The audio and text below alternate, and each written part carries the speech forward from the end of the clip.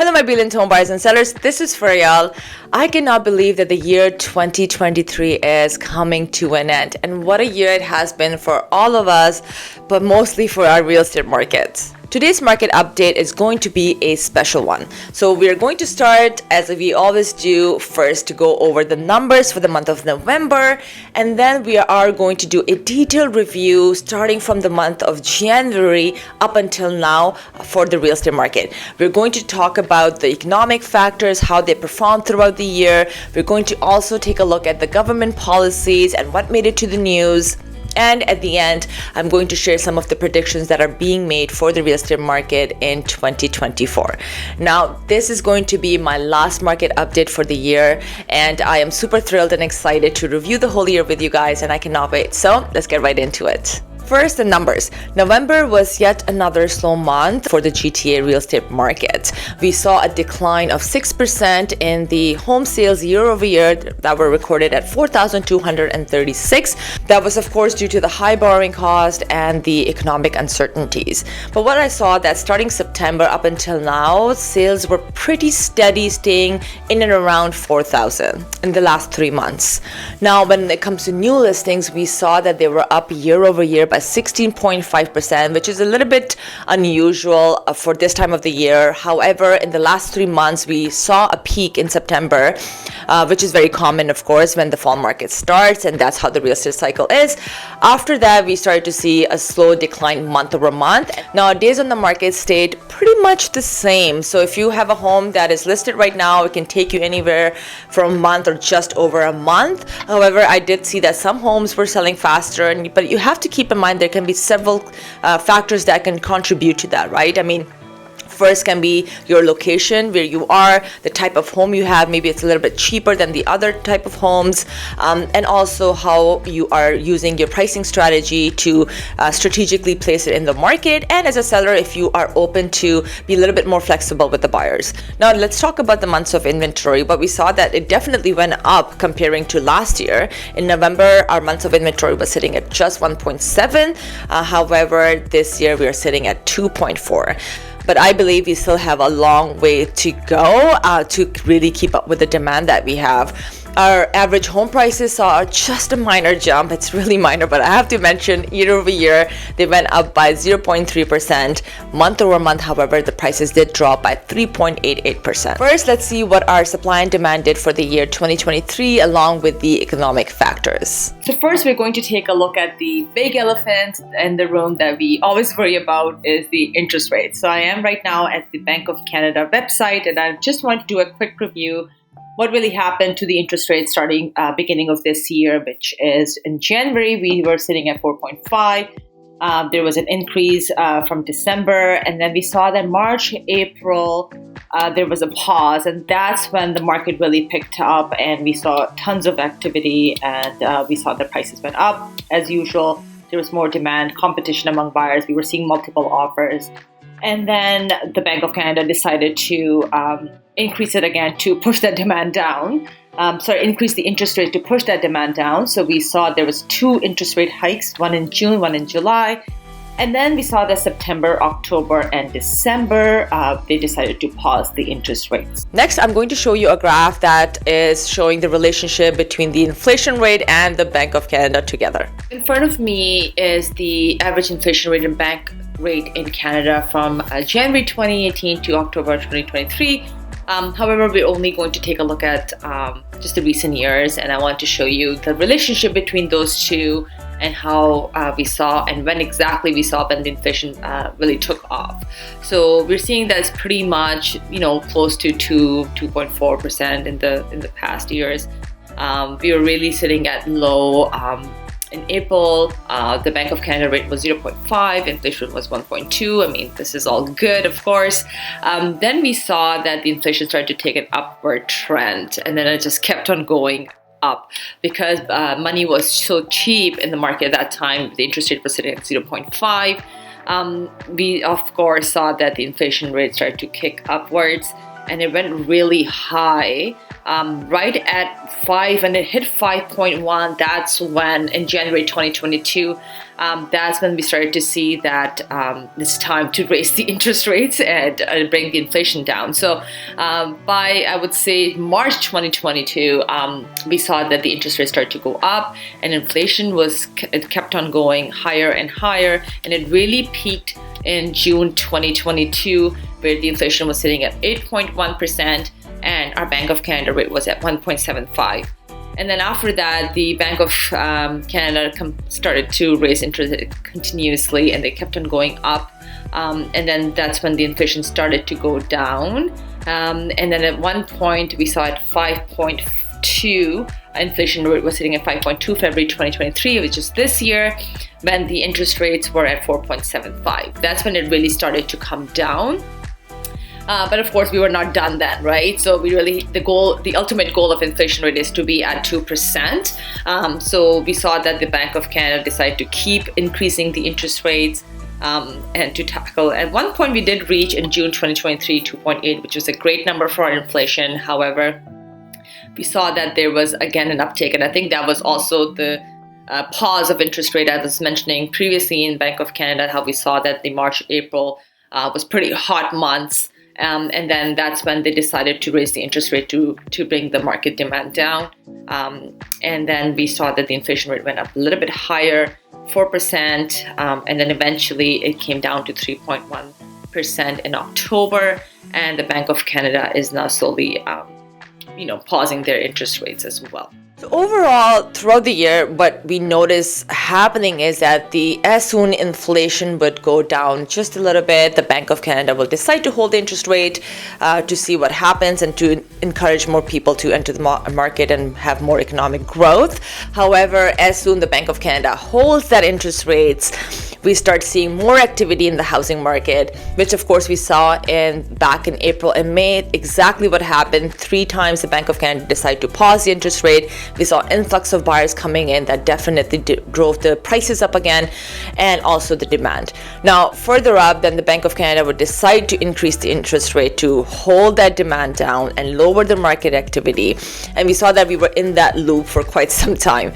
Therefore, this time, the Bank of Canada in December decided to hold this interest rate. They do not want to make the same mistake, and they're definitely keeping it on the table and letting people know, and you probably have heard it in the news as well, that there is a chance of increasing the interest rate in the future if they have to tackle the inflation and the demand. Now, here's another key important economic factor that plays a very important role, which is the unemployment rate. So I have a graph that I want to show you how our unemployment rate performed, but I personally believe that it will have to go slightly up again to really cool off that demand if the interest rates start to go down more further. So now let's take a look at the unemployment rate and what happened this year starting January. So we were pretty steady at 5. Starting January up until April, and that was not going to help with the high inflation, with high demand, and so much market activity was still taking place, and we definitely needed to bring it up in order to really push the demand down. So after April, we start to see that the unemployment rate is slowly going further up. So it went up April, July, and from July, August, and September was pretty much at 5.5. Now we're seeing that it's 5.7, and now it's hitting at 5. We're sitting at 5.8. However, I believe that this will be going up further, at least at 6 or between 6 to 6.6% is what my estimate is. However, that's just me saying what I think is going to happen, but this is what it looks like at this point. For the next forecast, we are looking at 5.9. So we're already going towards that 6%. So we're definitely going to hit 6%, but I think it will just have to go a little bit higher to tackle and to really bring the demand down. Now, another factor that has been affecting the supply side of the housing is, of course, the increase of the population growth, which will, keep in mind, remain pretty high up until 2026. After that, we will start seeing more slow, steady growth, not as rapid, fast that we are facing right now. And of course, I have mentioned this over and over in my previous videos as well. The main reason for this population growth is, of course, we have extreme labor shortages in Canada. especially on the construction side, and we need that in order to build more homes. And also, we have a higher aging population as well. The government needs to start replacing with the younger population. Now, also, the third factor of increasing the population is the growing debt of our government. So more people means it's easier to pay off that debt as well. Furthermore to this, I do want to show you a recent study that I came across, and I thought that would be useful for you guys to see it as well, that was done by Fraser Institute, that really shows the amount of debt our government, provincial and federal, has accumulated. So in front of me is the Fraser Institute report that talks about the growing debt burden for Canadians. Of course, I'm not going to go over the whole report. It's pretty long, and I don't want to do information overload. However, I will be sharing this link in the video description so you can have access to it. And I highly recommend for you to read it because it is pretty concerning. So if you look at the summary, I just want to point out that since 2007-2008, our government, federal and provincial, has roughly doubled the combined net debt. So from 1.1 trillion to 2.1 trillion. And now another thing it talks about over here is that moreover, the federal and provincial governments are on track to have collectively accumulated 395.9 billion in total debt, which is an increase of 23.4%. Another point that I want to mention, which is alarming for us people who live in Ontario, that we are one of the provinces who has the highest combined debt per person, along with Newfoundland. We are sitting at 59,773. Alberta has the lowest. Now, if you go further up, you see that there is a sharp increase in debt starting 2019-2020. You can see it right here. And further down, this report also has broken down numbers into different provinces. You can see the percentage of GDP net debt provincial. And then over here it talks about the federal and provincial net debt per person. In Ontario, the percentage change is 58.5%, which is pretty high. Now let's take a look at the year together and review some of the government policies regarding the housing market that really made it to the news headlines starting beginning of the year and up until now. So when I was preparing this, I realized that the Canadian housing market throughout the year was like a soap opera.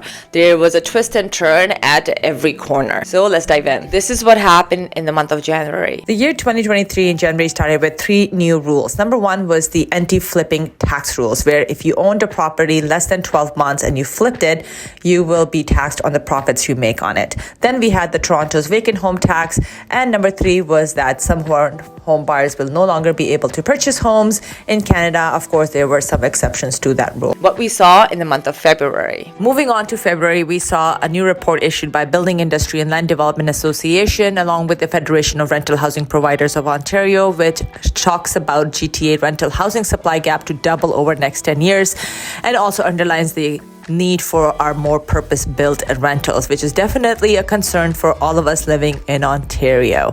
Then we saw down the road that John Tory, Mayor of Toronto, admits an extramarital affair and decides to resign from the position. In March, now we are in March, and Ford government promises transit fare integration between Toronto and its surrounding areas, which will help to lower the cost, make it easy for people and more attractive for people to take the transit between the cities. Then we saw the budget 2023 came out, which proposed an allocation of $4 billion over 7 years, starting in 2024 to 2025, to implement a co-developed urban, rural, and northern indigenous housing strategy and basically making housing more affordable in Canada coast to coast. And that's when the set number of 1.5 million new homes came into being as well. Then we also saw that federal government introduced funding for flood insurance to protect those who live in high-risk areas due to extreme conditions. And in the budget, they committed $31.7 million over 3 years in its latest budget toward a low-cost flood insurance program. In April, we saw Building and Development Industry releases 4-point plan to address Toronto's housing supply crisis, which basically talks about speeding up the approval process to build more homes, cutting the red tape. Then we saw the first home savings account, which you were able to open starting April 1st, 2023, and this caters towards the first-time home buyers to be able to save money faster in a tax-free account. Then we saw that the GTA rents hit record high $3,000, which created a very alarming situation. Moving forward, we saw that the inflation rate slows down to 4.3% and City of Toronto to consider allowing multiplexes in every neighborhood, amending the zoning bylaws. And last but not the least, Ontario proposes new powers to allow cities to expand boundaries for housing to help with province goal to build 1.5 million new homes faster. And in May, we saw Canada Mortgage and Housing Corp says the country's total residential mortgage debt was $2.08 trillion as of January this year, which is up by 6% from January 2022. And the report attributes the trend to inflation, rapidly rising interest rates, and cooling housing markets, which have weakened consumer confidence and left fewer homes buyers looking to buy. The month of June. In June, home building costs in Canada soared 51% as population surges, which has never been this high in the history of Canada. Then we saw that the Ford government pauses its proposal to build housing on farmland. This was one of the proposals that Ford government put forward in order to achieve the goal of 1.5 million homes. After receiving a lot of pressure from the farmers, Ford government decides to pause that proposal. We don't know until when. And we saw in the month of July. In July, John Fraser takes over federal housing file as Canadians face affordability crunch. Then we saw Mayor Olivia Chow takes over the office as Mayor of Toronto. And Canada faces extreme labor shortages that are affecting the housing supply and delaying the construction further. The headlines in the month of August. August arrives and we see that our nonprofit and private sectors join forces to address Canada's rental housing crisis. We also saw Infinity Mortgage arrive that stretched far beyond 50 years. And we saw that debt among Canadians millennials at record levels while earnings haven't kept up. According to RBC report, the debt loads worth 165% of the millennials' disposable income. So I guess good luck to us. Moving forward to September. September comes and Toronto approves new housing-related revenue streams, among which is the increase of municipal land transfer tax for residential properties valued at $3 million and above, and the increase of vacant home tax to 3% as well. And in October, RCMP launches investigation into Greenbelt scandal, which started in November 2022, where Ford government proposed to open up 2,449 hectares of land to developers to build more houses. In November, we saw City of Toronto and Government of Canada announce Rapid Housing Initiative funding for 106 new rent geared to income and supportive homes at 165 Elm Ridge Drive. Next up, we saw Habitat for Humanity GTA opening up home ownership to individuals and couples for the first time. If you have a household income of $90,000 or more, you can qualify for this new program. And we saw Ottawa aims for 26,400 new homes on federal land in 5 years, which government believes 5,300 of those units will be affordable housing. So let's take a look at the predictions for the year 2024 when it comes to the real estate market. Many experts think that the interest rate hikes has peaked and the interest rates will start going down mid-2024 and about 3 times. Now the prediction is also being made that they can go down as low as 3%. But again, keep in mind, these are just the predictions. Nobody really knows what's going to happen, right? Because Bank of Canada still has put an option of increasing the interest rates if they have to on the table, depending on the economic growth and also the inflation rate. Now, in the real estate world, a lot of times we predict the future based on the past activity. And this is what I think we will start seeing in the beginning of 2024. We will see more buyers and more action start as early as January. And the reason why I say this is because this exactly thing happened in April and May when we saw the interest rate pause 3 times in a row, and a lot of buyers who were waiting decided to take an action because that's what exactly happens. One person thinks, all the other people start entering at the same time, right? And now that we have seen the exact same thing happen, there's pause of interest rates 3 times in a row.